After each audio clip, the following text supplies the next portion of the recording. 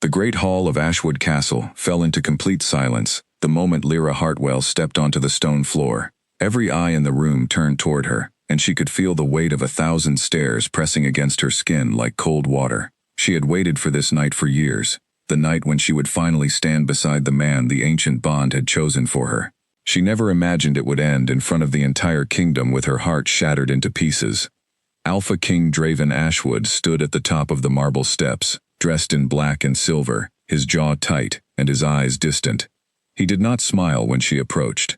He did not reach for her hand the way tradition demanded.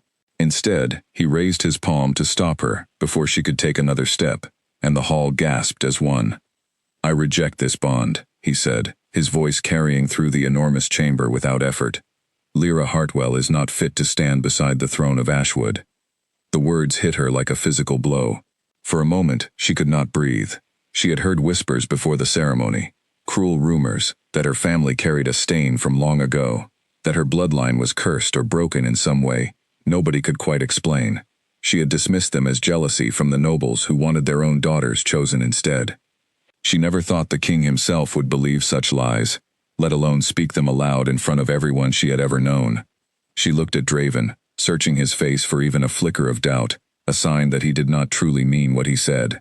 His eyes, usually warm when they had spoken quietly in the gardens weeks before, were now cold and guarded, as if a stranger had taken his place. Somewhere behind that coldness, she thought she saw something else, something like regret, but it vanished before she could be certain. "Your Majesty," she said, keeping her voice steady, though her hands trembled at her sides. "I have done nothing to deserve this." "This is not about what you have done," Draven answered, though his tone lacked the certainty of his earlier declaration. "It is about what you are." Murmurs spread through the crowd like fire through dry grass. Nobles leaned toward one another, whispering theories, some cruel and some merely curious. Lyra felt her cheeks burn, not from embarrassment alone but from a rising anger she had never allowed herself to feel toward anyone of such high standing.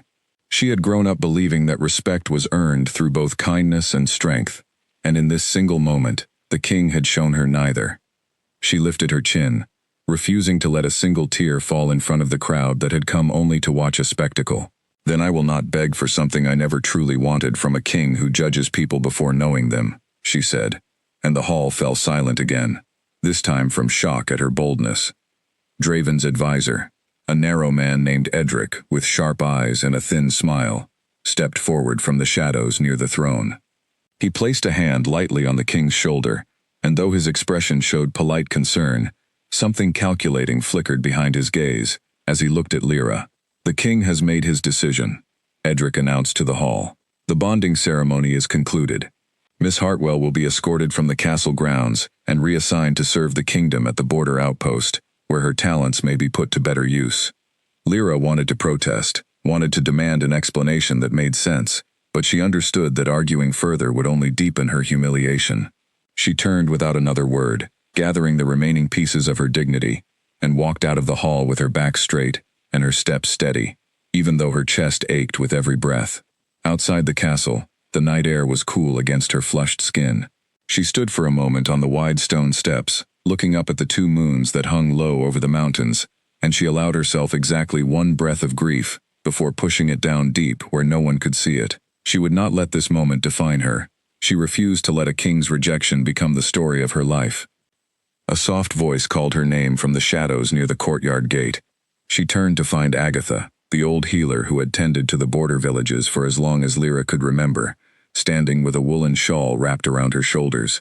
Agatha's eyes, pale and knowing, studied Lyra with a strange intensity that seemed out of place given the circumstances. "Come with me, child," Agatha said gently. "There is a long road ahead of you tonight, and you should not walk it alone." Lyra nodded, grateful for even this small kindness after the cruelty she had just endured. As they walked together through the quiet streets toward the carriage that would take her to the border, she noticed Agatha glancing at her hands more than once, as if searching for something hidden beneath her skin. Lyra thought nothing of it at the time, too consumed by her own sorrow to question the healer's curious attention. The journey to the border outpost took 3 days. Lyra spent much of it staring out the carriage window, watching the familiar hills of the capital give way to rougher terrain, thick forests, and eventually the rocky cliffs that marked the edge of the kingdom. She thought about her parents, both gone now for several years, and wondered what they would have said if they had witnessed her rejection. Her mother had always told her that true strength was quiet, that it did not need an audience to prove itself. Lyra held on to those words now like a lifeline. When she finally arrived at the outpost, she found it far different from the grand halls of the capital. The buildings were simple, made of stone and timber, built to withstand harsh winters and long sieges, rather than to impress visiting dignitaries.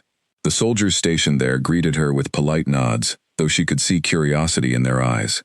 News of her rejection had clearly traveled faster than her carriage. Agatha, who had traveled with her the entire way, led her to a small cottage near the edge of the settlement, close to the healer's own quarters. "You will stay here," Agatha said. "It is not much, but it is safe, and it is yours." That night, alone in the small cottage, Lyra finally allowed herself to cry, though only for a few minutes. She pressed her palms against her eyes and let the tears fall silently, mourning not the loss of a king she barely knew, but the loss of a future she had once believed in. When the tears stopped, she wiped her face, lit a small candle, and began unpacking the few belongings she had been allowed to bring. As she moved her hand across the fabric of an old shawl that had belonged to her mother, she noticed something strange, a faint mark on the inside of her wrist. One she had always assumed was simply a birthmark, seemed to catch the candlelight in an unusual way. She held her arm closer to the flame and watched, astonished, as the mark seemed to glow faintly, like a small ember beneath her skin. She blinked, certain her tired eyes were playing tricks on her, but when she looked again, the faint glow was still there. She had seen this mark every day of her life, and never once thought much of it. Now, in the quiet of this unfamiliar cottage, far from everything she had known, it felt like a signal from somewhere she could not name, a hint of something waiting just beneath the surface of her ordinary life. She pulled her sleeve down over her wrist, suddenly unsettled, and blew out the candle, though sleep did not come easily that night. Meanwhile, back in the capital, Raven Ashwood sat alone in his private chambers long after the ceremony had ended. He had dismissed his advisors and even his personal guards, wanting nothing but silence around him. He stared at the fire crackling in the hearth, his mind replaying the moment he had rejected Lyra in front of the entire kingdom. He told himself repeatedly that he had made the right choice, that the warnings from his council about her bloodline could not be ignored, that a king must always place his kingdom above his own feelings. Yet something gnawed at him, a restlessness he could not shake. His chest felt tight, as though an invisible cord had been stretched and then suddenly cut. He pressed a hand against his sternum, frowning at the strange sensation. He was the Alpha King, strong and unshaken by lesser emotions, yet tonight he felt oddly fragile, as if a piece of himself had been left behind in that grand hall when Lyra walked away. Edric entered the chamber quietly, bowing low before speaking. "You did what was necessary, Your Majesty. The council will be pleased. The bloodline in question could have brought instability to the throne." Draven did not answer immediately. He continued staring into the fire, his thoughts tangled and unclear. "Tell me again, Edric, what exactly is wrong with her bloodline?" he finally said. "I want to hear the details, not simply the warnings." Edric hesitated for the briefest moment, a pause so small that most would not have noticed it. "The old records are unclear, Your Majesty, but the signs point to instability, perhaps even a connection to enemies of the crown from generations past. It is better to be cautious than to invite ruin into your household." Draven nodded slowly, though the explanation felt thinner than before, like fabric stretched too far to hide what lay beneath it. He dismissed Edric with a wave of his hand and remained alone once more, staring into the flickering flames, unable to shake the feeling that something important had slipped through his fingers tonight, something he could not yet name, but would soon be forced to understand. Far away at the border outpost, Lyra finally drifted into an uneasy sleep, unaware that the mark on her wrist and the ache in the king's chest were connected by a thread neither of them could see, a thread that stretched back generations to a kingdom long thought destroyed, waiting patiently for the right moment to reveal itself. Morning light spilled through the small window of the cottage, and Lyra woke to the sound of boots crunching against gravel outside. She sat up quickly, momentarily forgetting where she was, before the memories of the previous night returned in a heavy rush. The rejection, the long journey, the strange glowing mark on her wrist. She glanced down at her arm, half expecting to see something unusual, but her skin looked perfectly ordinary in the daylight.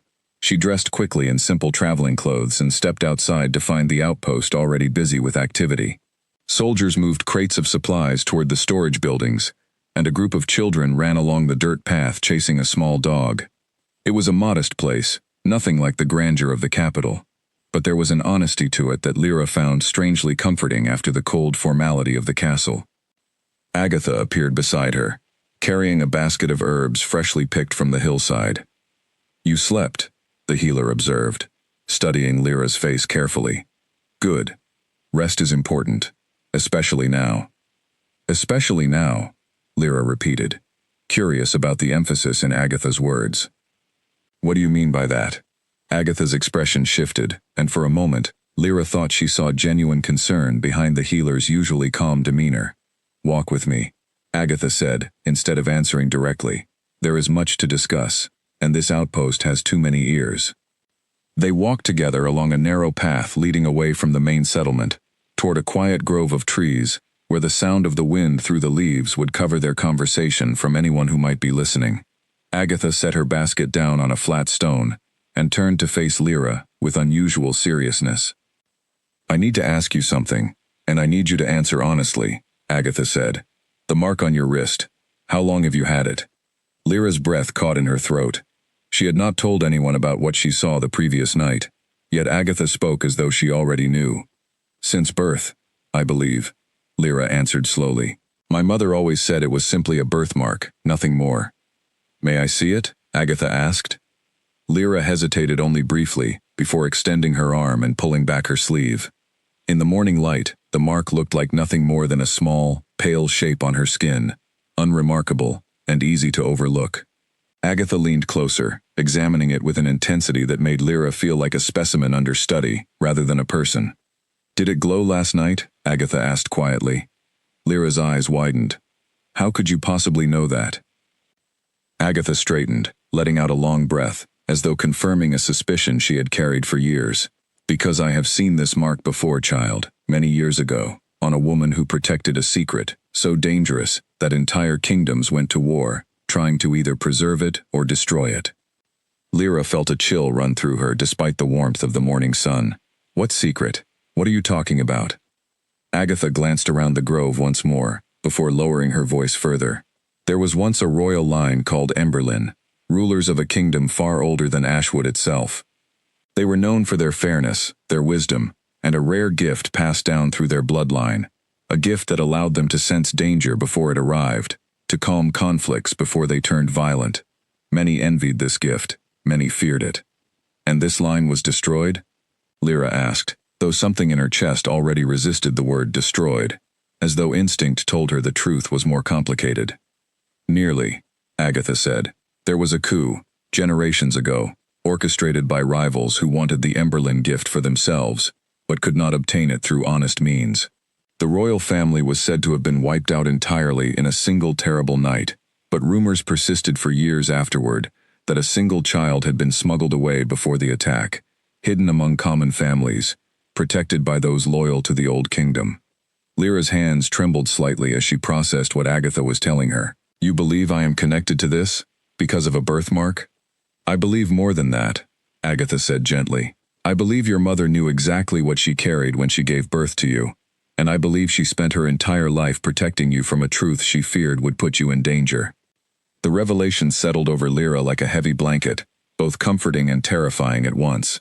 She thought of her mother's quiet strength, the way she had always insisted on modest living despite opportunities to seek more attention or wealth, the way she had taught Lyra to stay humble and unnoticed. Had all of it been intentional? A careful strategy to keep her hidden from forces she never knew existed? "If this is true," Lyra said slowly, "then why tell me now? Why not simply let me continue living quietly, as my mother intended?" Agatha's expression grew somber. "Because quiet living is no longer possible, child. The moment the king rejected you in front of the entire kingdom, you became visible in a way you never were before. People will ask questions. Some may already suspect the truth. It is safer for you to understand what you carry than to remain ignorant, while others use that knowledge against you." Lyra sat down heavily on the flat stone beside the basket of herbs, her mind spinning with questions she barely knew how to voice. Who would want to use this against me? The coup happened generations ago. Surely whoever was responsible is long gone by now. Perhaps the individuals themselves are gone, Agatha said, but their descendants, their allies, their ambitions, these things do not simply disappear with time. If anything, they grow patient, waiting for the right moment to finish what was started long ago. A cold unease settled in Lyra's stomach as she considered this. She thought back to the king's rejection, to the strange coldness in his eyes that had seemed almost forced, as though he were reciting words given to him rather than speaking from his own conviction. She thought of Edric, the advisor who had stepped forward so quickly to announce her reassignment to the border, almost as if he had anticipated the rejection before it happened. "Do you think someone influenced the king's decision?" Lyra asked, voicing the suspicion that had been quietly forming since the previous night. Agatha considered the question carefully before answering. "I cannot say for certain, but a king does not reject a fated bond lightly, not without strong reasons or strong persuasion. If someone wanted to prevent your bloodline from gaining influence near the throne, convincing the king to reject you publicly would be an effective way to push you far from the capital without raising immediate suspicion." The pieces began to align in Lyra's mind, forming a picture far more complicated and dangerous than she had imagined the previous night. She had assumed her rejection was simply cruelty or misplaced judgment on the king's part. Now she wondered if she had been a pawn in a much larger scheme, one that had been in motion long before she was ever born. "What should I do?" Lyra asked, looking up at Agatha with a mixture of fear and determination in her eyes. "For now, you must remain cautious," Agatha said. "Do not speak of this to anyone else at the outpost, no matter how trustworthy they may seem. Continue your assigned duties as though nothing has changed. I will teach you what I can about your heritage, quietly, in moments like this one, away from watching eyes." Lyra nodded, though her thoughts remained tangled with uncertainty. The comfortable, ordinary life she had known, filled with simple routines and modest ambitions, felt as though it were dissolving beneath her feet, replaced by something far larger and far more perilous than she had ever imagined for herself. Over the following days, Lyra settled into her new duties at the outpost, assisting Agatha with tending to minor injuries among the soldiers and helping distribute supplies to nearby villages. She performed her tasks diligently, careful to appear as unremarkable as possible, though her mind constantly returned to the conversation in the grove and the strange weight of the secret she now carried. She noticed small things she had never paid attention to before, the way certain soldiers watched her a moment too long, the way a traveling merchant asked unusually specific questions about her family history during a routine visit to the outpost. She began to wonder if Agatha's warnings were already proving true, if there were indeed eyes watching her, waiting to see what she might reveal, or how she might react. One evening, as she prepared herbs for Agatha in the small healing hut, a young soldier named Callum approached with a message. He was young, perhaps only a few years older than Lyra, with an easy smile and kind eyes that had made him one of the few people at the outpost she felt comfortable speaking with casually. "There is word from the capital," Callum said, lowering his voice, as he glanced around to ensure no one else was listening. "The king has been unusually distracted since the ceremony. Some of the guards who traveled here from the capital mentioned rumors that he has not been himself, that he seems troubled by something he refuses to discuss with his advisors." Lyra felt a strange flutter in her chest at this news, though she quickly reminded herself that whatever troubled the king was not her concern. He had made his decision clearly and publicly, and she owed him nothing, not even curiosity about his current state of mind. "Thank you for telling me," she said simply, though she noticed Callum studying her expression carefully, as if trying to gauge how she truly felt about the news. That night, alone in her cottage, Lyra examined the mark on her wrist again under candlelight, searching for any sign of the strange glow she had witnessed before. It remained still and ordinary, giving no indication of the extraordinary truth Agatha claimed it represented. Yet she could not shake the feeling that her life had shifted onto a path from which there would be no easy return, a path that would soon demand more from her than she had ever been prepared to give. Weeks passed at the border outpost, and Lyra found herself growing steadily more attentive to the world around her, seeing details she had once overlooked entirely. She noticed how the outpost commander, a stern woman named Ophelia, always positioned guards near the healing hut whenever merchants from distant regions arrived. She noticed how certain letters delivered to Agatha seemed to arrive sealed with wax stamps, unfamiliar to the region, bearing symbols Lyra did not recognize but somehow felt she should. One crisp evening, as the sun dipped behind the distant mountains and painted the sky in shades of orange and violet, Agatha called Lyra into her private study, a small room filled with shelves of dried herbs, old scrolls, and faded maps. The healer's expression was grave, more serious than Lyra had seen since their conversation in the grove weeks earlier. "I received a letter today," Agatha said, holding up a folded piece of parchment, "from an old friend who serves within the capital's records office. It confirms what I feared, that questions are being asked about your family's history, questions that go beyond simple curiosity." Lyra's pulse quickened. "What kind of questions?" "Someone has requested access to birth records from the villages near where your mother once lived," Agatha explained. "They are searching for information about her lineage, perhaps trying to confirm suspicions similar to my own." "Do we know who requested this information?" Lyra asked, her voice steady despite the unease building inside her. Agatha shook her head slowly. "The request came through an intermediary, someone paid to remain anonymous. Whoever is asking these questions does not wish to be identified, which tells me they understand exactly how dangerous this information could be if it fell into the wrong hands, or perhaps they themselves represent the wrong hands." Lyra paced the small room, her mind racing through possibilities. Could it be the king's advisors? Perhaps this Edric you mentioned before. "It is possible," Agatha admitted, "though I have no proof either way. What concerns me more is the timing. This inquiry began shortly after your rejection at the ceremony, which suggests whoever is investigating either already suspected something about your bloodline before that night, or your public humiliation drew their attention toward you in ways it had not before." A knock sounded at the door before Lyra could respond, and both women fell silent. Agatha quickly folded the letter and tucked it into her sleeve, before opening the door to reveal Callum standing outside, his expression tense. "Forgive the intrusion," Callum said quickly, glancing between Agatha and Lyra.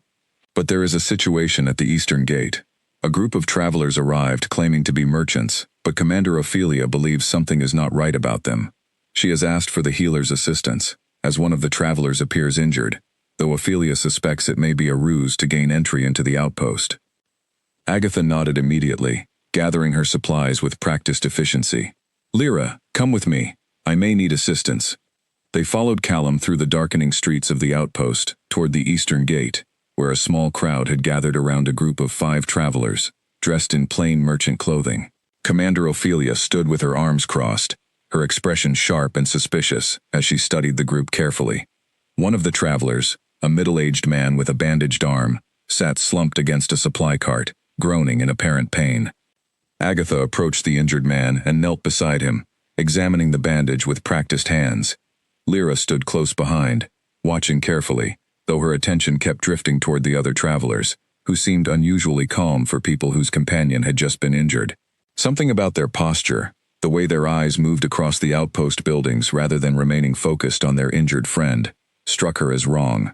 "This wound is old," Agatha said quietly, glancing up at Ophelia. "Several days at least, not something that happened recently during travel." Ophelia's eyes narrowed further. "As I suspected, this injury was likely staged to gain sympathy and entry." One of the other travelers, a tall woman with sharp features, stepped forward quickly. "We meant no deception," she said smoothly, though her voice carried an edge that made Lyra instinctively step back. "We simply wished to seek shelter for the night, before continuing our journey toward the capital."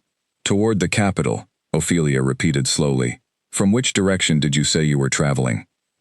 The woman hesitated for just a fraction of a second, a pause so brief that most would have missed it entirely, but Lyra caught it clearly. "From the southern villages," the woman answered, though her tone lacked the natural ease of someone speaking simple truth. Ophelia gestured to her guards, who quietly began positioning themselves around the group of travelers without drawing obvious attention. "You will need to remain here until morning while we verify your claims," Ophelia announced firmly. "This outpost cannot allow unverified travelers to pass through without proper confirmation of their identity and purpose." The sharp-featured woman's expression flickered with something like frustration, before she forced a polite smile. "Of course, Commander. We understand the need for caution." As the guards led the travelers toward a holding building near the outpost's edge, Lyra noticed the sharp-featured woman glance briefly in her direction, a look that lasted only a heartbeat, but carried an intensity that made Lyra's skin crawl. It was not the curious glance of a stranger noticing an unfamiliar face. It was the look of someone who already knew exactly who Lyra was, and had been searching for confirmation. Later that night, back in Agatha's study, Lyra described the strange glance to the healer, her voice tight with growing anxiety. Agatha listened carefully, her expression darkening with each detail. "I believe those travelers were sent specifically to locate you," Agatha said finally. "The staged injury was simply a means to gain entry into the outpost and observe the surroundings, perhaps to confirm your presence here before reporting back to whoever sent them." "Then they know where I am," Lyra said, her voice barely above a whisper. "Perhaps," Agatha admitted, though Commander Ophelia's caution may have prevented them from confirming anything definitively tonight. "Still, this confirms that time is shorter than I had hoped. Whoever seeks knowledge of your bloodline is actively searching, not merely gathering distant records." Lyra sat heavily in a wooden chair near the study's small hearth, staring into the low flames as she processed the mounting danger surrounding her. Just weeks ago, her greatest concern had been the humiliation of a public rejection. Now she found herself potentially hunted by forces connected to a coup that had occurred generations before her birth. Forces patient enough to wait decades for the right opportunity to eliminate any remaining threat to their stolen power. "I need to learn more," Lyra said finally, lifting her gaze to meet Agatha's. "If I am truly connected to this Emberlyn bloodline, I cannot remain ignorant while others hunt me.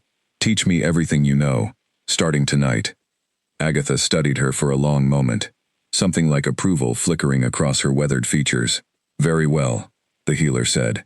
"But understand, child, that some of what I must teach you will be difficult to hear, and once you know the full truth, there will be no returning to the simple life you once knew."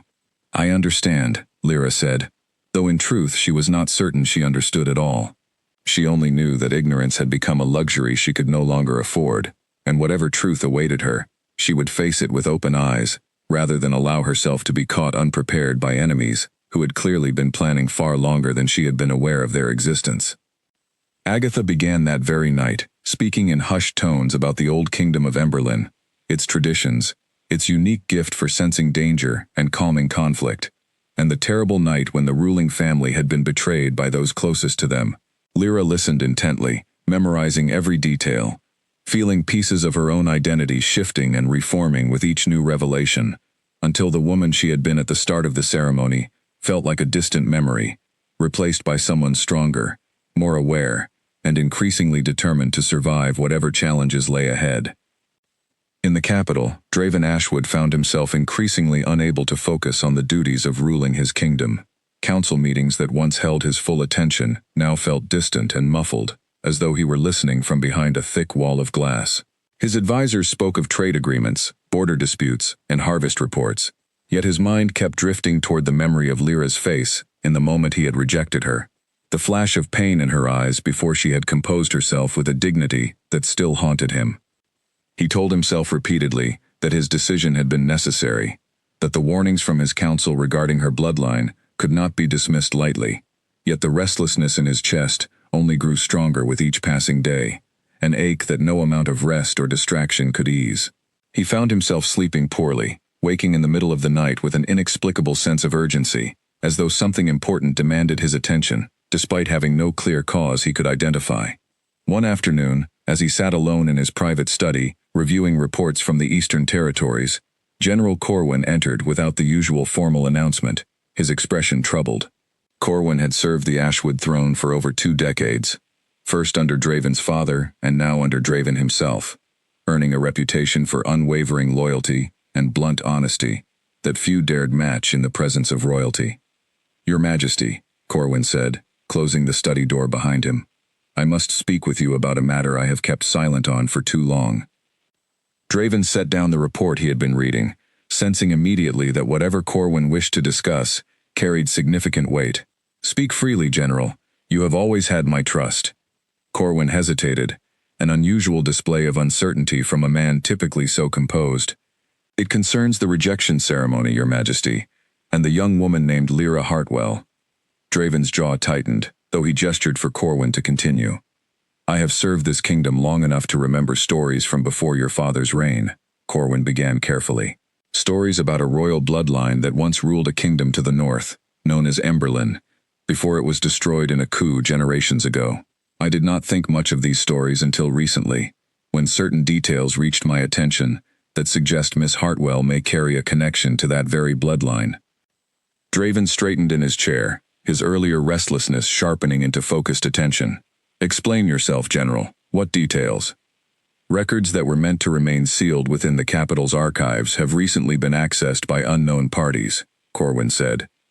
Someone has been quietly investigating Miss Hartwell's family history, searching specifically for connections to the old Emberlin line. I have reason to believe your advisor Edric may be involved, though I have not yet confirmed this directly. The weight of Corwin's words settled over Draven like a heavy stone.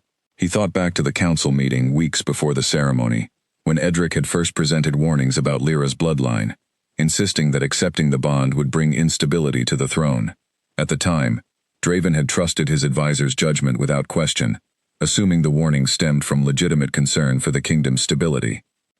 If Edric knew of a connection to the Emberlin line, Draven said slowly, working through the implications aloud, then his warnings were not about instability at all. They were about preventing that bloodline from gaining influence near the throne through my acceptance of the bond.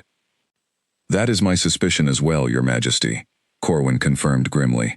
The Emberlin family was known for a rare gift, an ability to sense danger and calming influence over conflict, qualities that made them beloved by their people, but feared by rivals who could not match their influence through honest means.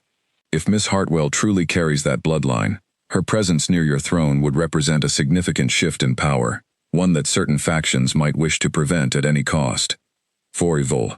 Draven rose from his chair, pacing the length of his study as he processed this new information. The restlessness in his chest, the ache that had plagued him since the ceremony, suddenly made a strange kind of sense. Legends among his own pack spoke of the mate bond as something deeper than simple attraction, a connection that could weaken an alpha's own strength and clarity, when broken improperly, or through deception, rather than genuine incompatibility. Had he been manipulated into severing a bond that was never truly flawed, only inconvenient to those seeking to protect their own hidden agenda? I need proof, Draven said finally, turning to face Corwin directly. If Edric has deliberately deceived me regarding Miss Hartwell's bloodline, I must know the full truth before deciding how to proceed. This is not simply a matter of a broken bond, General. If enemies of the crown are actively working against the last remnant of a persecuted royal family, we may be facing a threat far larger than any of us initially realized. Corwin nodded firmly. I have already begun a quiet investigation, Your Majesty, though I must proceed carefully. If Edric suspects we are aware of his involvement, he may act to eliminate the evidence, or worse, act against Miss Hartwell directly to remove any possibility of her identity being confirmed. The thought of Lyra facing danger because of decisions made in his own council chamber sent a fresh wave of urgency through Draven. Whatever personal feelings he had suppressed since the ceremony, whatever pride had kept him from questioning his own decision too deeply, none of it mattered now compared to the possibility that she might be in genuine danger because of choices made in his name. Send word to the border outpost immediately, Draven instructed. I want to know of her safety and well-being, discreetly, without drawing attention to our concern, and continue your investigation into Edric's activities. I want proof before I confront him directly, proof strong enough that he cannot simply deny his involvement. Corwin bowed and moved to leave, but paused at the door, turning back to face his king with an expression Draven had rarely seen from the seasoned general, something close to genuine sympathy. Your Majesty, if I may speak plainly for a moment, beyond matters of politics and threat. Draven nodded, granting permission. I have known you since you were a young pup, learning to control your own strength, Corwin said. I have never seen you as troubled as you have been these past weeks. Whatever the political implications of this situation, I believe your own instincts recognize something true about Miss Hartwell that night, something your council's warnings could not entirely erase. Perhaps it is worth considering that your restlessness is not merely about uncovering a conspiracy, but about a bond your own heart refuses to accept as truly broken.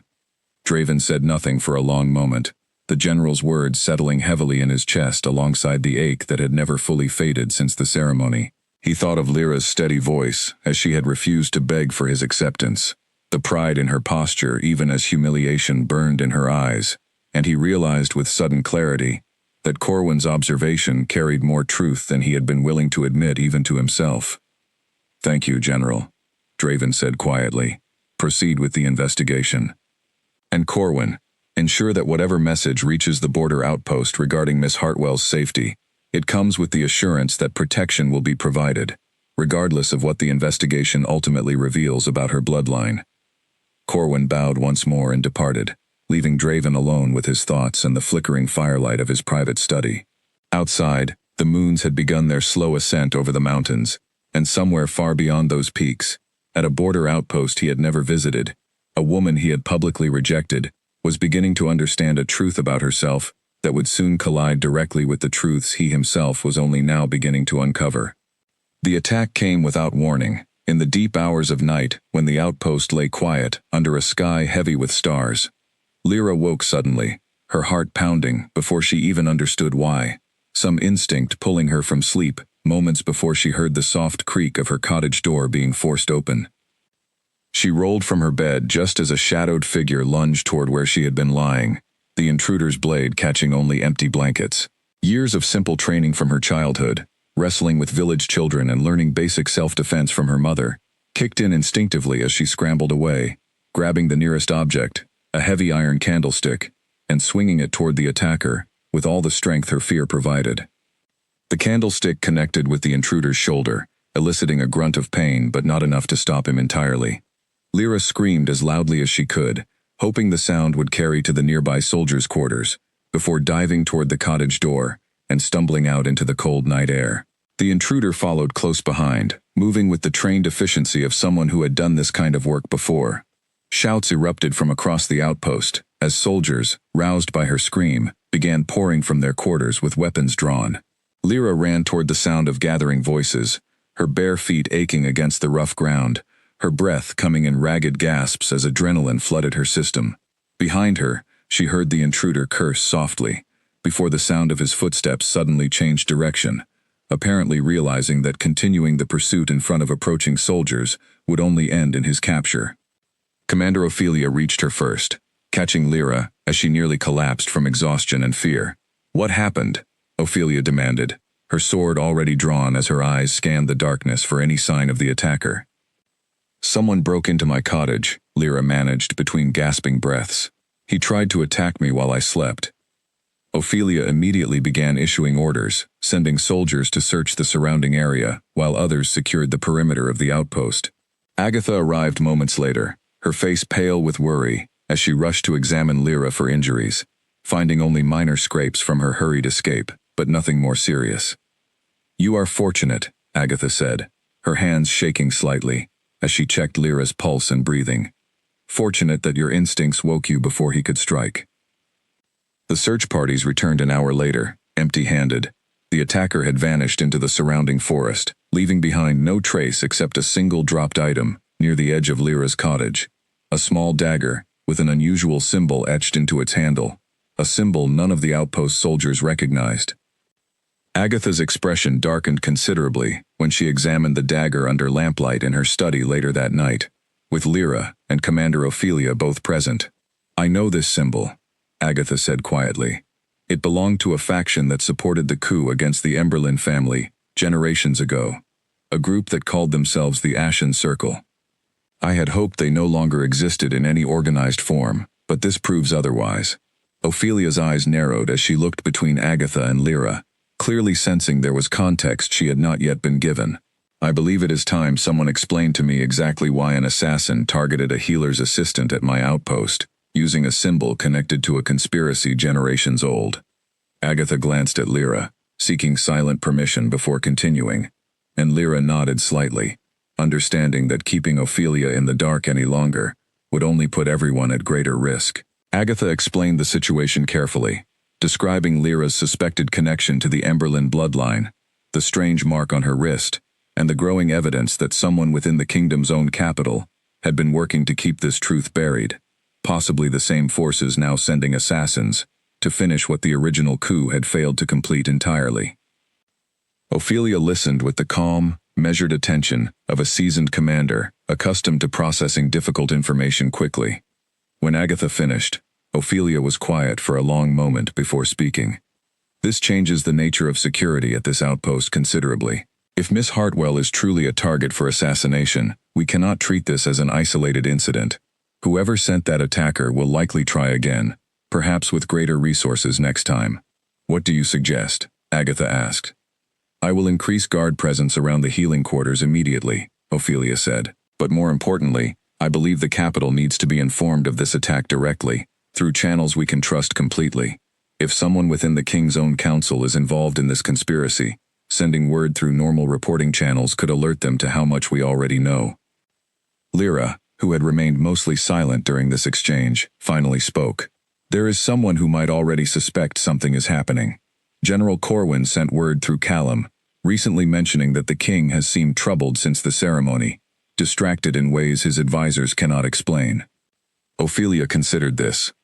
General Corwin has a reputation for loyalty and discretion. If anyone in the capital can be trusted to handle this information carefully, it may be him. I will send a rider immediately, using our most trusted messenger, with word of tonight's attack and the symbol found at the scene. As the plans for securing the outpost and alerting the capital were finalized, Lyra found herself sitting alone near the dying embers of Agatha's hearth, processing the reality that someone had genuinely tried to end her life that very night. The abstract danger Agatha had warned her about weeks earlier had suddenly become terrifyingly concrete, a blade in the darkness aimed directly at her while she slept. She thought of her mother again, wondering how many nights her mother might have lain awake fearing exactly this kind of danger, protecting her daughter through careful anonymity for as long as possible. The weight of that sacrifice settled over Lyra with new appreciation, alongside a fierce determination that whatever her mother had sacrificed to protect her would not be wasted through her own carelessness or fear. Callum arrived at the healing hut shortly before dawn, his expression grim as he reported additional findings from the search parties. We found tracks leading toward the eastern road, he said. The same direction those suspicious merchants traveled after Commander Ophelia released them yesterday morning. I believe the injured man's staged wound may have been intended to gain enough trust to scout the outpost's defenses before tonight's attack. This confirmation solidified what Lyra and Agatha had already suspected, that the travelers detained days earlier had indeed been scouts for whoever orchestrated tonight's assassination attempt. The realization that danger had walked openly through the outpost gates under false pretenses, observed by everyone yet dismissed as merely suspicious rather than genuinely threatening, left Lyra feeling exposed in ways she had not fully appreciated before. We need to consider that this outpost may no longer be safe enough, Agatha said carefully, glancing at Ophelia. If they scouted our defenses successfully once, they may attempt something bolder next time, perhaps even an organized assault rather than a single assassin working alone. Ophelia nodded grimly. I have already considered this possibility. Increased security will help. But ultimately, if this conspiracy involves resources significant enough to send trained assassins and scouts, they may eventually overwhelm our defenses through sheer numbers or clever strategy, regardless of how carefully we prepare. The three women sat in heavy silence, considering the implications of Ophelia's assessment. Lyra felt the familiar rise of fear threatening to overwhelm her, but she pushed it down deliberately, remembering Agatha's earlier lessons about the Emberlin gift for calming conflict rather than succumbing to panic in the face of danger. Then perhaps the answer is not simply better defense, Lyra said slowly, an idea forming as she spoke. Perhaps the answer is finally confronting this directly, rather than remaining hidden and reactive. If the king truly did not know the full truth about my bloodline when he rejected me, and if General Corwin is already investigating this conspiracy from within the capital, perhaps it is time I traveled there myself, rather than waiting here as a target for further attacks. Agatha's eyes widened slightly at this suggestion, clearly surprised by Lyra's boldness. That would be extraordinarily dangerous, child. Traveling to the capital would expose you directly to whoever orchestrated tonight's attack, potentially placing you closer to their reach rather than farther from it. Perhaps, Lyra acknowledged, but remaining here as a passive target has already proven dangerous as well. At least in the capital, I would have General Corwin's protection, and perhaps the opportunity to confront this conspiracy directly, rather than simply reacting to each attack as it comes. The conversation continued late into the morning, weighing risks and possibilities, until finally, a decision began to take shape, one that would carry Lyra directly back toward the very castle from which she had been so publicly rejected. This time, not as a humiliated companion seeking acceptance, but as a woman, determined to uncover the truth about her own identity, and the forces working desperately to keep that truth buried forever. News of the attack at the border outpost reached the capital within 2 days, carried by Ophelia's most trusted rider, directly to General Corwin, exactly as planned. Corwin read the detailed report with growing alarm, his suspicions about Edric and the Ashen Circle solidifying into something far more urgent than a quiet investigation could adequately address. He brought the report immediately to Draven, finding the king in his private study reviewing correspondence from the Eastern Territories. Draven's expression shifted from mild curiosity to sharp concern the moment Corwin closed the door behind him with unusual urgency. "There has been an attack," Corwin said without preamble, placing the rider's detailed account on Draven's desk. "At the border outpost, against Miss Hartwell directly.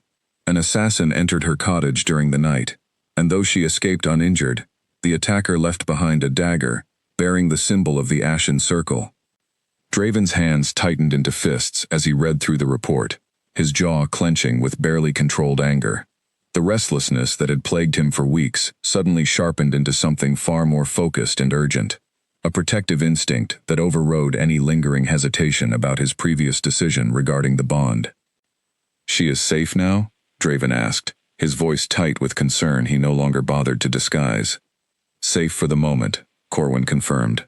"Commander Ophelia has increased security significantly, but both she and the healer Agatha believe the outpost may face further attempts, possibly organized assaults rather than isolated assassination attempts."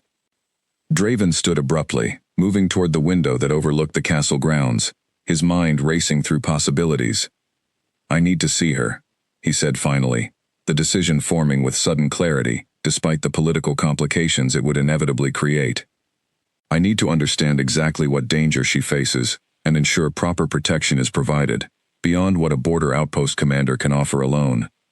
Corwin studied his king carefully. Traveling to the border outpost yourself would raise significant questions among the council, particularly from Edric, who would certainly ask why you are personally concerned with the safety of a woman you publicly rejected. "Let him ask," Draven said firmly. "I will tell the council that reports of an assassination attempt near our border demand personal royal attention regarding kingdom security, which is not entirely untrue. Whether they believe my full reasoning is irrelevant. I will not allow her to face danger alone, while I remain comfortably distant in this castle." Within a day, Draven had assembled a small traveling party, including Corwin and a handful of trusted guards, departing the capital under the official reasoning of investigating border security concerns, following reports of hostile activity near the outpost. Edric had indeed questioned the sudden journey during a brief council meeting, but Draven had deflected the inquiry with practiced authority, refusing to provide details beyond the official justification.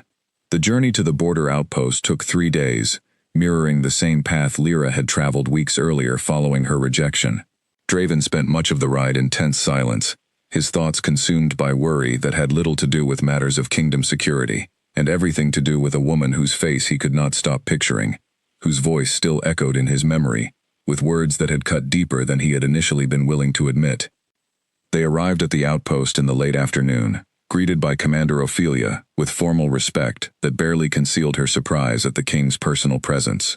She led Draven and his party directly to the healing quarters, where Agatha had been tending to routine matters, while keeping careful watch over Lyra's continued safety. Lyra was standing near a wooden table, sorting dried herbs into small containers, when the door opened and Ophelia announced the king's arrival. She looked up sharply, and for a moment, complete disbelief flickered across her features, before settling into something more guarded and composed. Draven stepped into the small healing hut, his presence somehow filling the modest space entirely despite its size. He looked at Lyra directly, searching her face for any sign of the injuries she had reportedly sustained during the attack, though the report had indicated she remained largely uninjured beyond minor scrapes. "Your Majesty," Lyra said carefully, her tone neutral and formal, giving away nothing of the surprise or lingering hurt she surely felt at his sudden appearance. "This is an unexpected visit. I received word of the attack, Draven said, his voice rougher than he intended, betraying more emotion than he had planned to reveal so quickly. I came to ensure your safety and understand the full extent of the danger you face. Lyra's eyes narrowed slightly, a mixture of confusion and lingering resentment evident in her expression. My safety was of little concern to you weeks ago, Your Majesty, when you rejected our bond in front of the entire kingdom. Why does it concern you so urgently now? The question hit Draven with the force he deserved, and he found himself struggling to formulate an adequate response. The moment their eyes met fully, something shifted violently in his chest, the mate bond he had tried so desperately to suppress and deny, suddenly flaring with an intensity he could no longer ignore or explain away as mere coincidence or lingering guilt. He staggered slightly, one hand reaching to brace against the doorframe as the sensation overwhelmed him, a rush of connection and awareness that made the previous weeks of restlessness suddenly make complete and undeniable sense. Agatha, watching carefully from across the room, exchanged a knowing glance with Corwin, both of them recognizing the unmistakable signs of a genuine mate bond reasserting itself after attempted suppression. Your Majesty? Lyra asked, concern briefly overriding her guarded composure, as she watched him struggle to steady himself. I am fine, Draven said, though his voice remained strained. He straightened, forcing himself to meet her gaze, despite the overwhelming sensation still coursing through him.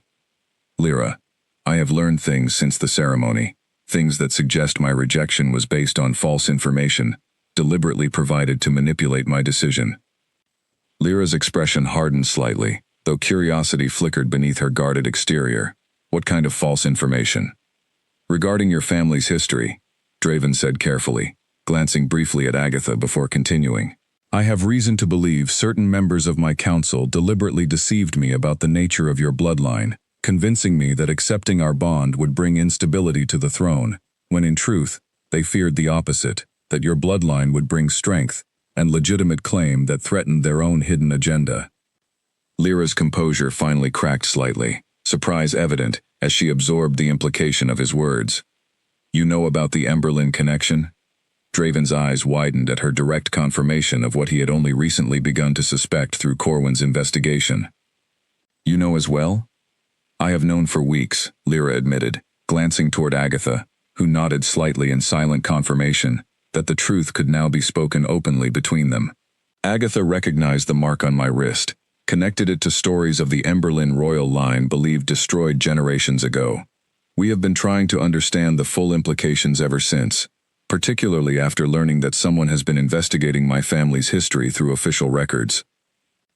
The pieces of the conspiracy, previously understood separately by each party, suddenly aligned into a clearer and more comprehensive picture, as Draven and Lyra exchanged information, each filling gaps the other had been missing. Corwin's investigation into Edric's activities, Agatha's knowledge of the Emberlyn history and the Ashen Circle symbol, and the assassination attempt at the outpost, all connected into a single, coherent narrative of a conspiracy that had been operating in the shadows for far longer than any of them had initially realized.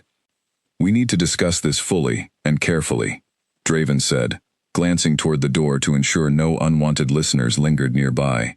But first, I owe you something long overdue, an apology that should have come the moment I learned the truth, rather than waiting until circumstances forced this conversation. Lyra's expression remained guarded, though something softened slightly at his words. An apology alone cannot undo the humiliation I faced in front of the entire kingdom, Your Majesty. I understand that, Draven said quietly, sincerity evident in every word.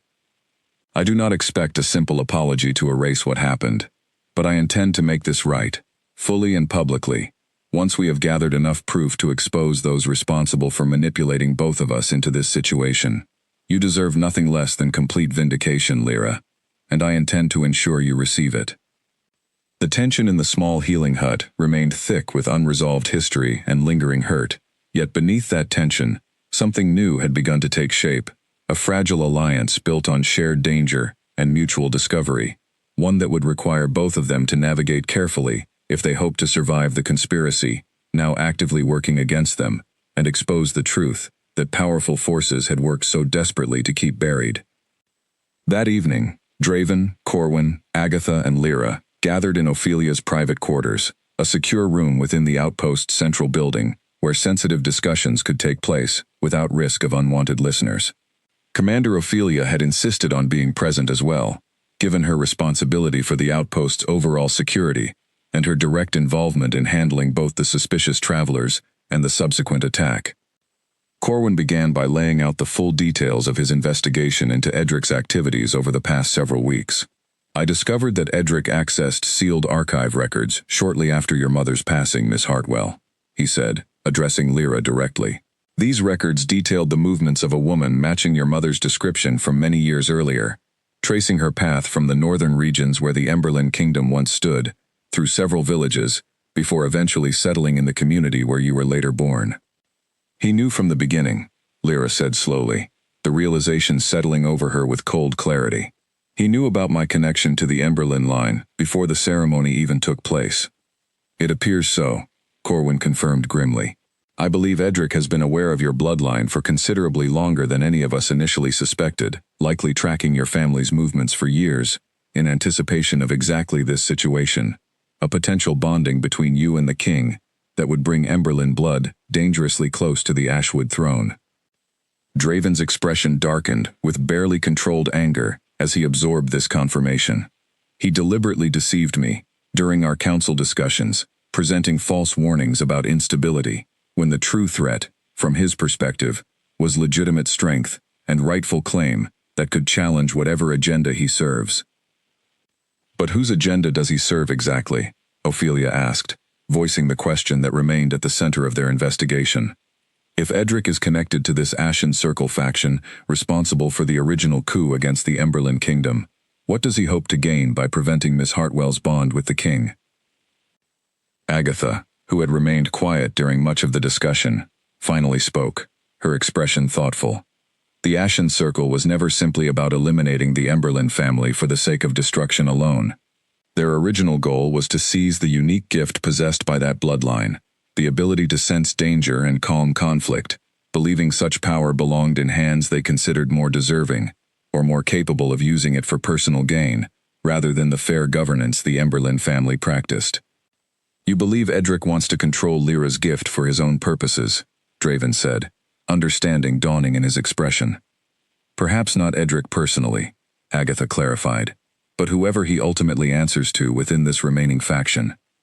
If Miss Hartwell's gift could be captured or controlled rather than simply eliminated, it would represent a significant advantage for whoever managed to claim it, particularly if that person or group already holds influence within the current kingdom's structure. The implications of this settled heavily over the gathered group. If Edric represented merely the visible portion of a much larger and more entrenched conspiracy, the danger extended far beyond a single corrupt advisor and into the very foundations of the Ashwood Council itself. We need proof strong enough to expose Edric publicly, Draven said finally. Proof that cannot be dismissed or denied. Evidence that will convince the full council, and the kingdom at large, that his warnings before the ceremony were deliberate manipulation, rather than legitimate concern. I may have a path toward that proof, Corwin offered. During my investigation, I discovered that Edric has maintained correspondence with an individual outside the capital, communications conducted through carefully coded messages that I have not yet been able to fully decrypt. If we can intercept and decode these messages, we may find direct evidence connecting him to the Ashen Circle and their plans regarding Miss Hartwell. How do we intercept such correspondence without alerting him to our suspicions? Ophelia asked practically. Corwin considered this carefully. Edric relies on a specific courier for these particular messages, someone I have identified through careful observation over recent weeks. If we can arrange to intercept a message during transit, replacing it with a decoy, while the original is copied and studied, Edric may never realize his communications have been compromised. The plan began taking shape through careful discussion, weighing risks and contingencies late into the night. Lyra listened intently throughout, contributing her own insights where relevant, particularly regarding patterns she had noticed among the suspicious travelers who had scouted the outpost before the assassination attempt. As the discussion continued, Draven found himself repeatedly glancing toward Lyra, studying the confidence and clarity with which she analyzed the unfolding conspiracy, qualities he had not fully appreciated during their brief courtship before the ceremony. She possessed a natural instinct for understanding complex situations, and calming the tension that arose whenever disagreements emerged between Ophelia and Corwin regarding the best approach to intercepting Edric's correspondence, a skill that aligned precisely with the Emberlyn gift Agatha had described. Late into the night, after the group had finally settled on a plan involving one of Corwin's trusted soldiers intercepting the next scheduled correspondence, the gathering began to disperse. Ophelia departed to coordinate additional security measures, while Agatha retired to her private quarters, leaving Draven and Lyra alone in the now quiet room, save for Corwin, who remained near the door, providing a measure of appropriate distance while still serving as an unofficial witness to whatever might unfold between them. "I owe you a more complete explanation," Draven said quietly, turning to face Lyra directly, once the others had departed. "Beyond simply apologizing for the ceremony, I need you to understand why I allowed myself to be so easily deceived, why I trusted Edric's warnings without questioning them more carefully." Lyra crossed her arms, though her expression held more curiosity than the hostile guard she had maintained earlier that day. "I am listening, Your Majesty." "When my father ruled," Draven began, "Edric served as one of his most trusted advisors, earning a reputation for careful, measured counsel that helped guide the kingdom through several difficult periods. When my father passed and I assumed the throne, I inherited Edric's counsel alongside the throne itself, trusting his experience and judgment, without fully questioning whether his loyalty remained entirely aligned with the kingdom's best interests, or had shifted toward some hidden agenda over the years. That trust nearly cost me everything," Lyra said, though her tone carried more weary acknowledgement than bitter accusation now. "I know," Draven said, his voice heavy with genuine regret. "And I intend to ensure it costs you nothing further, once we expose the truth, and hold Edric accountable for his manipulation. But Lyra, I need you to understand something else as well. Something separate from the political conspiracy we now find ourselves navigating together." She raised an eyebrow slightly, waiting for him to continue. "The moment I saw you again today," Draven said, his voice softening, "the bond between us reasserted itself with an intensity I cannot fully explain through politics or conspiracy alone. I have felt restless and incomplete since the ceremony, unable to understand why until this very moment, standing in front of you again. Whatever manipulation led me to reject our bond publicly, the bond itself was never flawed or unworthy, exactly as I fear my own counsel convinced me to believe." Lyra remained silent for a long moment, processing his words carefully before responding. "I appreciate your honesty, Your Majesty, but trust is not something that can be rebuilt through words alone, especially after such a public and painful rejection. If we are to move forward together, whether in exposing this conspiracy or in addressing whatever remains of our bond, it will require more than simply acknowledging past mistakes, and I do not expect your immediate forgiveness or trust.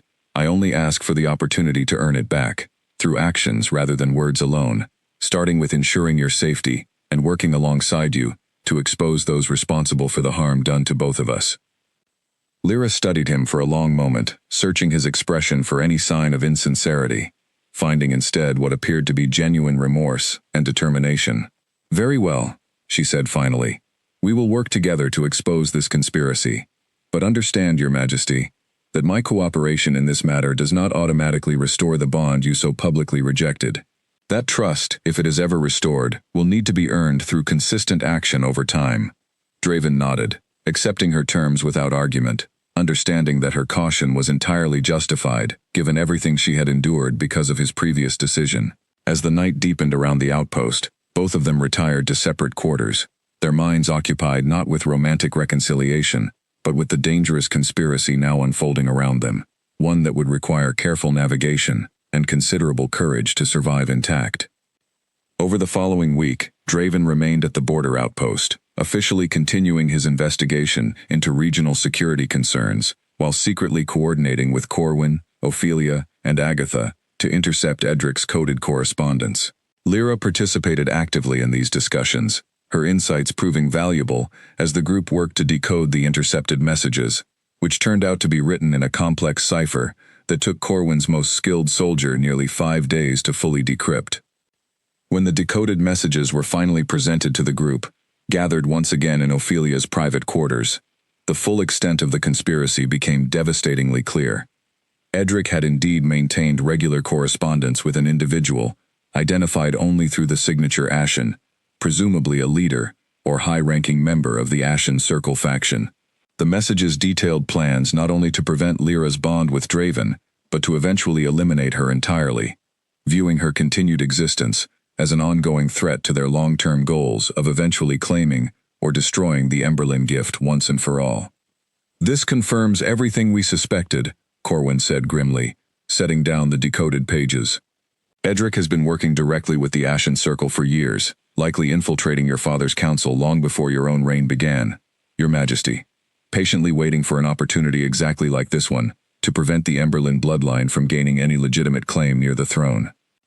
Draven's hands clenched into fists as he read through the evidence himself, anger radiating from him in waves that made even Corwin instinctively step back slightly. "He will answer for this," Draven said, his voice low and dangerous.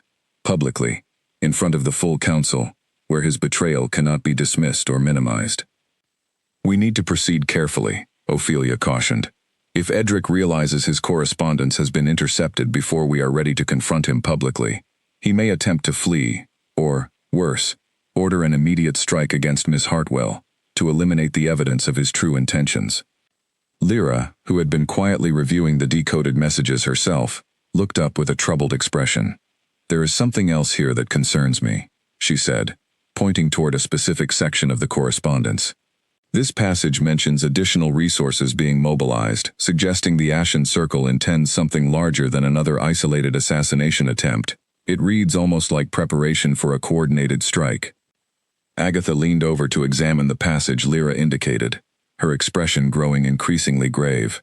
"This language mirrors historical accounts I have studied regarding the original coup against the Emberlin Kingdom. Preparations for overwhelming force, rather than subtle assassination. If the Ashen Circle believes their window of opportunity is closing, they may attempt a direct assault rather than continuing with covert methods." "An assault against what target specifically?" Draven asked, his concern deepening. "Given the context," Agatha said slowly, "I believe they may be preparing to strike here at the outpost, viewing this as their best opportunity to eliminate Miss Hartwell before she can return to the capital, under royal protection, and potentially, before the king can publicly expose Edric's betrayal." The room fell into tense silence as the group processed this alarming possibility. If the Ashen Circle indeed planned a coordinated assault against the outpost, the relatively modest defenses currently in place would likely prove insufficient against a determined and well-resourced attack. "We need reinforcements," Ophelia said immediately, already calculating logistics in her mind. "I can send word to nearby garrisons requesting additional soldiers, but such reinforcements would take at least 3 days to arrive, possibly longer, depending on how quickly messages can be delivered and how readily nearby commanders can spare additional forces." 3 days may be more time than we have," Corwin said grimly. "If the Ashen Circle is indeed mobilizing resources based on this correspondence, they could launch their assault far sooner than reinforcements could possibly arrive." Draven paced the room, his mind working through possibilities with the focused intensity of a king facing a genuine crisis rather than merely political maneuvering. "Then we must prepare with the resources currently available, while simultaneously requesting reinforcements as quickly as possible. Ophelia, how many soldiers do you currently have stationed here?" "Approximately 60, Ophelia answered, though several are currently assigned to patrol duties along the border itself, and would need to be recalled immediately if we anticipate an imminent assault." "Recall them," Draven instructed.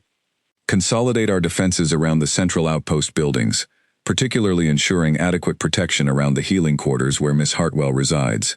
We may not have overwhelming numbers, but careful positioning and preparation can offset some disadvantage against a larger, but perhaps less organized attacking force." As the group began finalizing defensive preparations, Lyra found herself increasingly drawn into the practical logistics of the coming confrontation, her natural instinct for calming tension and clear thinking proving valuable even amid the mounting crisis. She noticed details others overlooked, suggesting specific positioning for makeshift barriers near vulnerable entry points, and identifying potential blind spots in the outpost's current defensive layout, based on her weeks of careful observation while assisting Agatha. "You have a sharp eye for this kind of strategic thinking," Corwin observed at one point, watching her point out a particular weakness in the eastern perimeter that even Ophelia's experienced soldiers had apparently overlooked.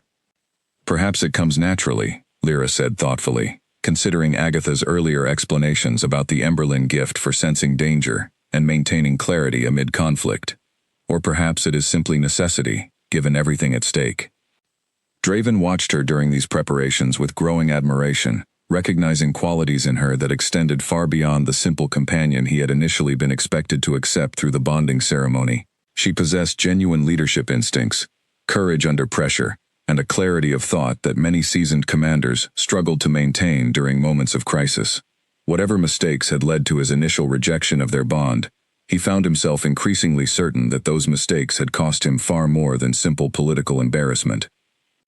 As night fell and defensive preparations continued at a feverish pace throughout the outpost, Lyra found a rare quiet moment alone near the healing hut, staring up at the two moons hanging heavy in the sky above the mountains. The weight of everything she had learned over recent weeks, her connection to a destroyed royal bloodline, the conspiracy actively working to eliminate her, the looming threat of an organized assault against the very outpost where she stood, settled over her with a complexity of emotion she struggled to fully process.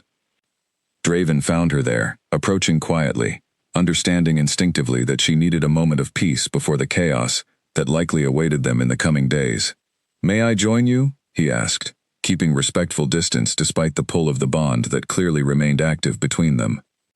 Lyra nodded slightly, and he stood beside her, both of them silent for a long moment as they watched the moonlight play across the distant mountain peaks.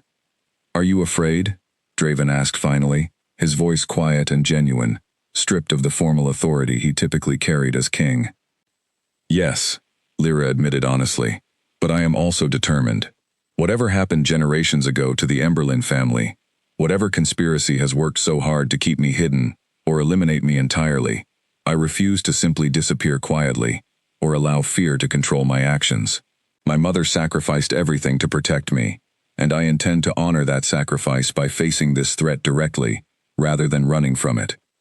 Draven turned to look at her fully, something like profound respect and growing affection evident in his expression. "You possess more courage and clarity than most seasoned warriors I have commanded throughout my reign," he said quietly. "Whatever comes in the following days, know that I will fight alongside you, not merely as your king, seeking to correct past mistakes, but because I genuinely believe in the strength and worth you carry, both as an individual and as the rightful heir to a legacy that deserves recognition rather than continued suppression."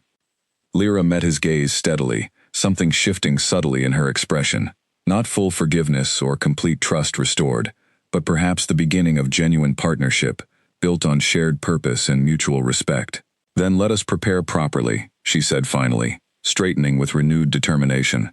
"Whatever the Ashen Circle intends to bring against this outpost, we will meet it together, prepared and united, rather than divided by past mistakes or lingering doubt." They returned to the ongoing preparations together, and though the coming days would test everyone at the outpost in ways none of them could fully anticipate, a new foundation had begun forming between Draven and Lyra, one built not on the forced obligation of an arranged bond, but on genuine respect, earned through shared adversity and mutual courage in the face of overwhelming danger. The assault came at dawn, 3 days after the decoded correspondence had first revealed the Ashen Circle's mobilizing plans, arriving before the requested reinforcements could complete their journey from neighboring garrisons. Lyra woke to the sound of distant horns, the outpost's warning signal cutting sharply through the early morning stillness, followed immediately by shouts of alarm echoing from the eastern perimeter. She dressed quickly, grabbing the simple dagger Ophelia had given her days earlier during defensive preparations, and rushed toward the central gathering point where Draven, Corwin, and Ophelia had arranged to convene the moment any attack began. The outpost had transformed considerably over the previous 3 days, makeshift barriers reinforcing vulnerable entry points, additional soldiers recalled from patrol duties, and positioned strategically throughout the settlement. "Report," Draven demanded, as soon as Ophelia arrived, her expression tense but controlled, despite the chaos beginning to unfold around them. "A significant force approaching from the eastern road," Ophelia said quickly. "At least 100 fighters, based on initial scout reports. Far more than our 60 soldiers can comfortably match in direct confrontation." "Then we rely on strategy rather than raw numbers," Corwin said firmly. already moving toward the defensive positions they had carefully planned over recent days. Our barriers and prepared positions should offset some of their numerical advantage, particularly if we can funnel their approach through the narrower pathways we reinforced specifically for this purpose. The battle began in earnest as the first wave of attackers reached the outpost's outer defenses, their initial assault meeting fierce resistance from Ophelia's well-positioned soldiers. Lyra found herself stationed near the healing quarters alongside Agatha, tasked with treating wounded soldiers as they were brought back from the front lines, though she quickly discovered that remaining passive amid the surrounding chaos proved far more difficult than she had anticipated. As the fighting intensified, a small group of attackers managed to breach the eastern barrier, pushing dangerously close to the central buildings where the healing quarters stood. Lyra watched with growing alarm as several soldiers fell back under the pressure of this breach, their defensive line beginning to waver under the sustained assault. Without fully deciding to act, Lyra found herself moving forward, her instincts overriding any conscious hesitation about her own safety. She grabbed a fallen soldier's shield, using it to help redirect an attacker's blade away from a wounded defender who had stumbled during the retreat.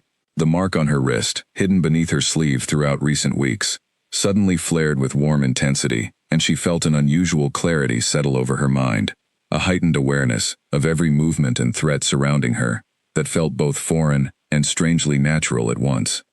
"Lyra, get back," Agatha called urgently from the healing quarters, but Lyra found herself unable to retreat, some instinct compelling her to remain and assist the faltering defensive line, rather than seek safety, while others fought and fell around her.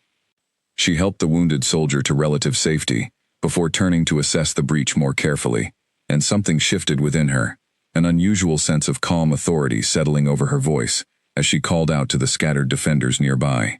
"Regroup here.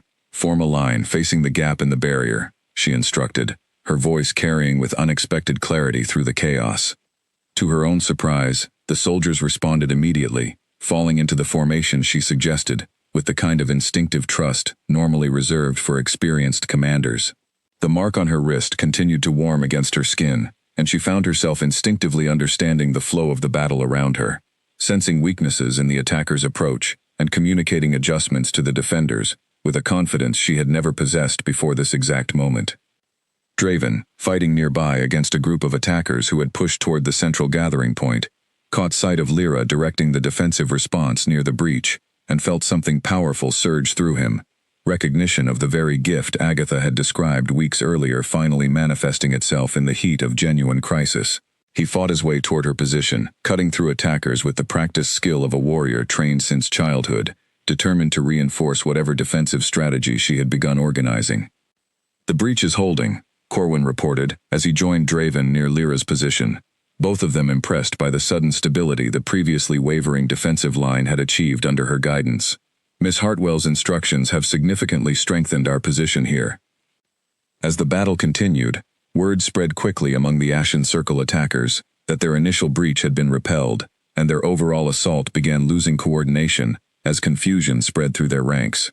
Ophelia, observing this shift from her position overseeing the broader defense, recognized the opportunity and ordered a coordinated counterattack, pushing the disorganized attackers back toward the eastern road from which they had originally advanced. The tide of battle shifted decisively over the following hour, as Ophelia's soldiers, bolstered by the successful defense of the eastern breach, gradually overwhelmed the attacking force through superior positioning and coordinated tactics. The Ashen Circle fighters, lacking the unified leadership their initial assault plan had apparently anticipated, began retreating in increasing disorder, abandoning their attempt to overrun the outpost entirely. As the fighting finally began to subside, Draven found Lyra standing near the now secured breach, her hands trembling slightly, as the adrenaline that had carried her through the intense confrontation began to fade, replaced by the exhausted aftermath of genuine combat. He approached carefully, relief evident in his expression, as he confirmed she remained uninjured despite her direct involvement in the fighting. "You saved this outpost," he said quietly, genuine awe evident in his voice as he studied her. "Your instructions during the breach turned the tide of the entire battle."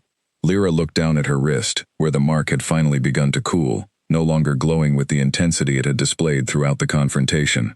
"I do not fully understand what happened," she admitted, still processing the strange clarity and authority that had overtaken her during the crisis.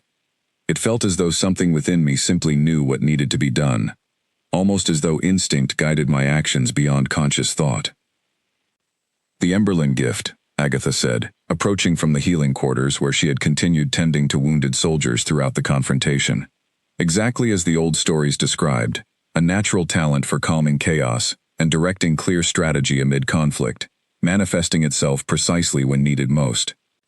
As the outpost began the difficult process of accounting for casualties and treating the wounded from both sides of the confrontation, word arrived that several captured Ashen Circle fighters had been taken prisoner during the final stages of the retreat, providing potential additional evidence regarding the conspiracy's full scope and connections back to Edric within the capital. Corwin moved quickly to interrogate the prisoners personally, hoping to extract confirmation of Edric's direct involvement that could be presented alongside the decoded correspondence already in their possession. Within hours, one of the captured fighters, seeking leniency in exchange for cooperation, confirmed explicitly that their assault had been ordered following direct instructions relayed through Edric, providing the concrete evidence Draven had been seeking to expose his advisor's betrayal beyond any possible denial. That evening, as the outpost began recovering from the day's intense battle, Draven gathered his closest allies once more, this time with definitive proof in hand rather than mere suspicion and decoded correspondence alone. "We return to the capital immediately," he announced firmly. "Edric will face the full council with evidence he cannot deny, and Lyra's true identity and heritage will finally be revealed publicly, correcting the injustice done to her through my own misguided decision at the ceremony." Lyra, still recovering from the physical and emotional exhaustion of the day's confrontation, met his gaze steadily. "I am ready," she said, her voice carrying the same quiet strength that had guided the outpost's defense earlier that day. "It is time this conspiracy faced consequences, and time the truth about the Emberlin bloodline finally came into the light, rather than remaining buried through fear and manipulation." As preparations began for the journey back toward the capital, the outpost settled into an exhausted but resilient calm, having survived a direct assault that had tested every aspect of their preparation and courage.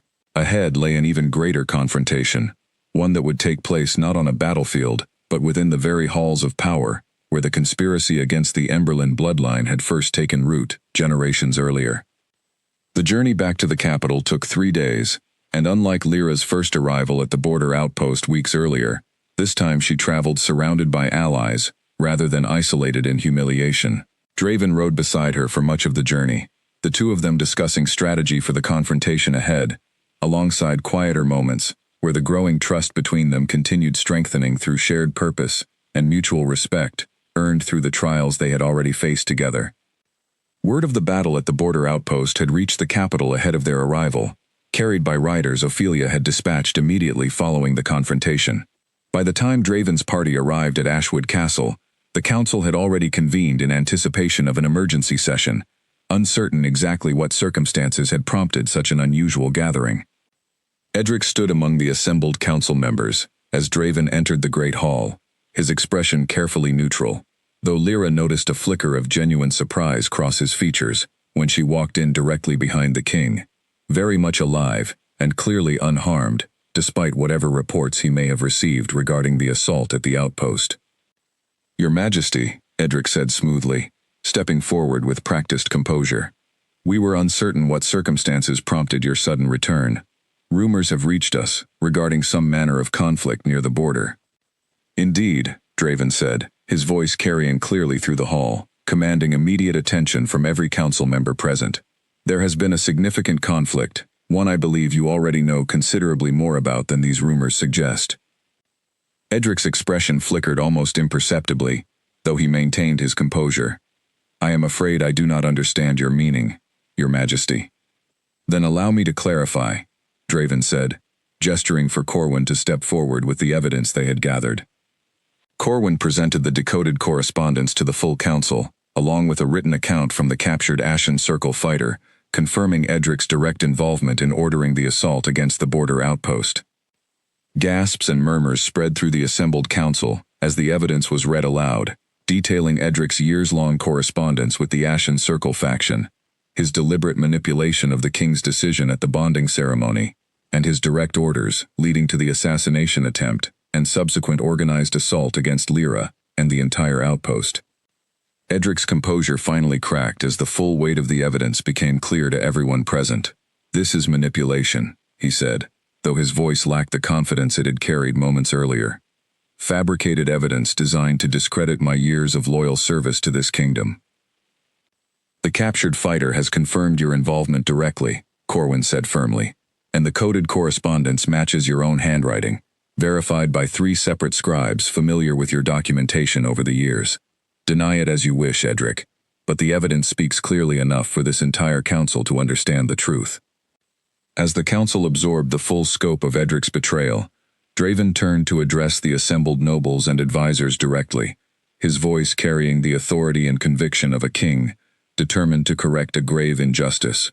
"Weeks ago, I rejected a bond with Lyra Hartwell, based on warnings I now know were deliberately fabricated by Edric, designed to prevent her from gaining rightful recognition near this throne. I have since learned that Lyra carries the bloodline of the Emberlyn royal family, believed destroyed generations ago, in a coup orchestrated by the very faction Edric has secretly served throughout his time on this council." The revelation sent fresh waves of shock through the gathered nobles, many of whom had grown up hearing stories of the Emberlyn kingdom's tragic destruction, never imagining a surviving heir might still exist, let alone stand before them now in the very halls of Ashwood Castle. "I acted wrongly in rejecting her, based on false information," Draven continued, "and I intend to correct that mistake fully and publicly, exactly as this injustice deserves." He turned to face Lyra directly, extending his hand toward her, with genuine sincerity evident in his expression. "Lyra Hartwell, rightful heir to the Emberlyn bloodline, I ask you now, in front of this full council and with complete honesty, will you accept the bond between us, not as a political arrangement forced upon either of us, but as a partnership built on truth, respect, and the trust we have earned together through recent trials?" Lyra looked at him for a long moment, the entire hall holding its breath as they waited for her response. She thought of everything that had happened since her initial rejection, the humiliation and pain of that first ceremony, the danger and uncertainty of the following weeks, and the genuine partnership that had gradually formed between herself and Draven through shared adversity and mutual courage during the assault at the outpost. "I accept," she said finally, her voice carrying clearly through the silent hall, "not because tradition demands it, and not because I seek to simply restore what was broken, but because I have witnessed genuine change and growth in you, Draven Ashwood, and because I believe we can build something stronger together than what existed before, a partnership based on truth rather than assumption, and mutual respect rather than blind obligation." The hall erupted in a mixture of reactions, some council members expressing genuine relief and approval, while others, likely still harboring loyalty to whatever remained of Edric's faction, remained notably silent. Guards moved forward at Draven's signal to detain Edric, who offered no further resistance as the full weight of his exposed betrayal settled over him. In the days that followed, a thorough investigation revealed the extent of the Ashen Circle's remaining influence within the kingdom, allowing Draven and Corwin to identify and remove several additional council members who had maintained secret loyalty to the faction over the years. The conspiracy that had persisted quietly for generations, patiently waiting for an opportunity to reclaim or destroy the Emberlyn gift, finally faced complete exposure and dismantling. Lyra's coronation as rightful heir to the Emberlyn legacy took place several weeks later, combined with a new bonding ceremony that stood in stark contrast to the humiliation of her first attempt.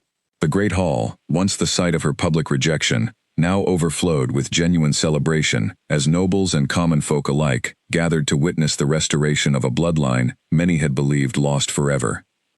Standing beside Draven as the ceremony concluded, Lyra looked out over the assembled crowd, remembering the pain and uncertainty of the weeks since her initial rejection, the border outpost that had become an unlikely sanctuary, and the battle that had revealed both the danger she faced and the extraordinary gift she carried within her bloodline. She thought of her mother's quiet sacrifice, protecting her identity for years to ensure she survived long enough to eventually claim her rightful place. "Your mother would be proud," Agatha said quietly, standing nearby as the healer who had first recognized Lyra's true heritage and guided her through the difficult journey of discovery that followed. "I hope so," Lyra said, glancing toward Draven, who watched her with genuine affection and respect evident in his expression, a stark contrast to the cold rejection he had displayed at their first attempted bonding. Whatever challenges remain ahead, I believe we are prepared to face them together now, with honesty between us, rather than manipulation and hidden agendas. As the celebration continued late into the evening, Draven took a quiet moment to speak privately with Lyra, away from the noise and formal ceremony surrounding them. "I know our beginning was far from what either of us deserved," he said softly, "but I promise you, from this moment forward, our partnership will be built on the truth and respect you have shown throughout every trial we have faced together." Lyra smiled, genuine warmth evident in her expression, for the first time since the ordeal had begun weeks earlier. "Then let us move forward together," she said, not as a rejected companion seeking acceptance, but as equal partners, ready to lead this kingdom toward a future built on honesty, rather than the secrets and manipulation that nearly destroyed everything before we even had the chance to understand the truth. Together, they stepped back into the celebration, the Alpha King and his rightful queen, united not through forced tradition alone, but through genuine trust, earned during the most dangerous and transformative weeks of their lives, ready to lead their kingdom forward, with the combined strength of two bloodlines finally united, in truth and mutual respect.